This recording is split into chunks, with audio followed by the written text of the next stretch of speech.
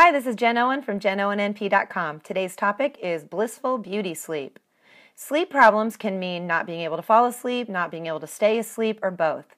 We always want to look for the root problem whenever symptoms come up. So for sleep, there could be hormonal problems, adrenal problems, thyroid problems, blood sugar problems, and also too much alcohol. First, let's talk about a few practical tips. You don't want to have too much caffeine late in the day. For most people, afternoon, no caffeine will help sleep. Do you have a sleep routine? Are you going to bed at the same time and getting up at the same time? That can really help. Most people do better if they're asleep by 10 p.m. Try a white noise machine in your room or try a fan. See if that'll block out any sounds that might be waking you up. Make sure your room is really dark. Even that little light from your TV or your alarm clock, that can cause you, when you wake up, for your adrenal glands to perk up and get you going for the day when you're not ready to get going yet.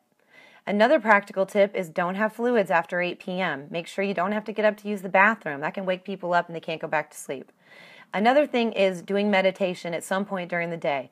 Meditation relaxes the nervous system, gets you in a rhythm for sleep. You could even do meditation before you go to bed. There are a couple of supplements that I really like for sleep that I'd like you to try if you're not sleeping well. First one's melatonin. Melatonin resets your circadian rhythm. In the morning, you have cortisol. In the evening, you have melatonin. If you're not getting enough melatonin, you may not sleep well.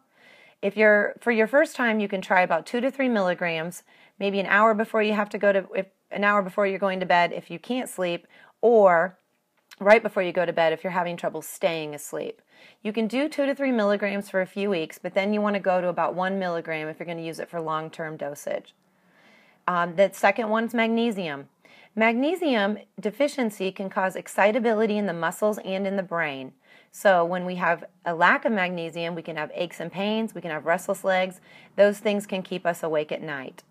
2 of my favorite herbs for sleep are valerian and chamomile. Valerian either works or it doesn't.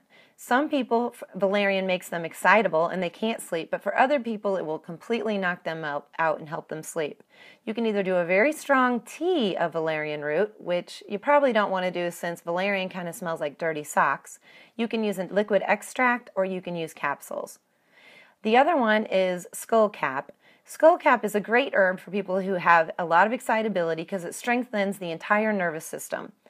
It will help with if you're too excitable when you're trying to go to bed, restless legs. And I forgot, one more herb I love for sleep is chamomile. We all know chamomile. Peter Rabbit's mother gave him chamomile tea when he was all upset after he'd been in Mr. McGregor's garden. So chamomile is lovely for relaxing any of us.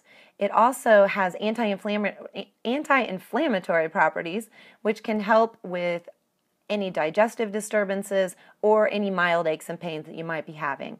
If you try these practical things at home and they aren't working, you may want to consult with someone like me to see if we can figure out what the root cause of your problem is. Please visit my website at JenOwenNP.com and be sure to sign up for my newsletter for weekly tips.